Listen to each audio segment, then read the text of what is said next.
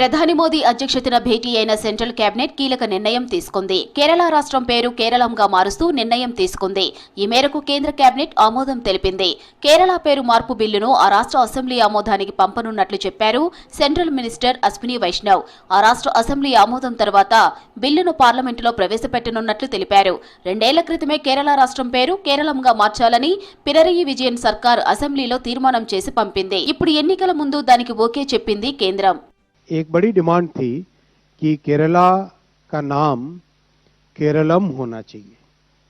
इस डिमांड को आज यूनियन कैबिनेट ने अप्रूवल दिया। Kerala alteration of name bill 2026 ये राज्य की विधानसभा के पास भेजेंगे और उनके राज्य की विधानसभा के निर्णय के आने के बाद में भारत सरकार इसमें अगला स्टेप लेगी। గుజరాత్లోని అహ్మదాబాద్ మెట్రో ఫేజ్ 2 విస్తరణకు ఆమోదం తెలిపింది కేంద్రం. గిఫ్ట్ సిటీ నుంచి షాపూర్ వరకు మెట్రో విస్తరించనున్నట్టు తెలిపారు కేంద్ర మంత్రి వైష్ణవ్. దీనికోసం 1067 కోట్ల రూపాయలు కేటాయించినట్లు చెప్పారు. 3 ఎలివేటెడ్ స్టేషన్లు నిర్మించుచున్నట్లు ప్రకటించారు. ఈ ప్రాజెక్టుతో ప్రాంతీయ కనెక్టివిటీతో పాటు యువతకి ఉపాధి పెరుగుతుందన్నారు వైష్ణవ్.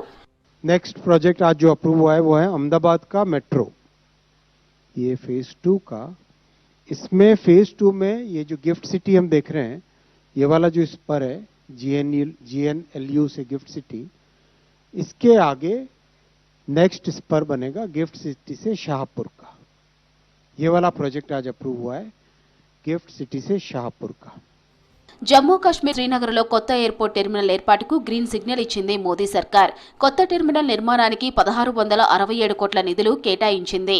జమ్మూ కాశ్మీర్లో ఎయిర్ కనెక్టివిటీ పెంచేందుకు ఎన్డీఏ సర్కార్ కృషి చేస్తుందన్నారు కేంద్ర మంత్రి వైష్ణవ్.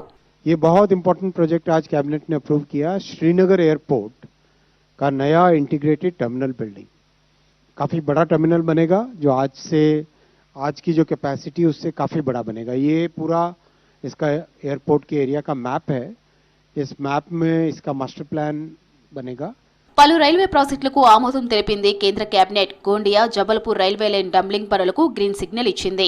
అలాగే 3 రైల్వే ప్రాజెక్టులకు ఓకే చెప్పింది కేంద్ర కేబినెట్. ఇవి ఉత్తరప్రదేశ్, బీహార్, ఛత్తీస్గఢ్, జార్ఖండ్ ప్రాంతాలను కవర్ చేస్తుందని చెప్పారు కేంద్ర మంత్రి వైష్ణవ్.